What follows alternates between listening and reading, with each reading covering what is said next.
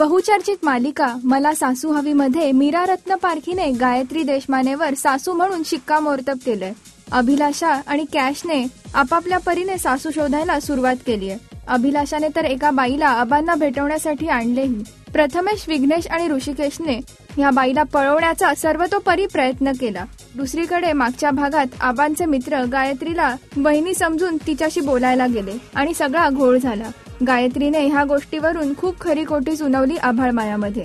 आता मीरा गायत्रीला सासूसाठी मागणी घालायला गेलीय. तिने गायत्रीला साफ विचारले सासू होण्याबद्दल. काय असेल गायत्रीचा निर्णय हे कळेल आजच्या भागात. राजश्री.com करिता वैभवी प्रधान.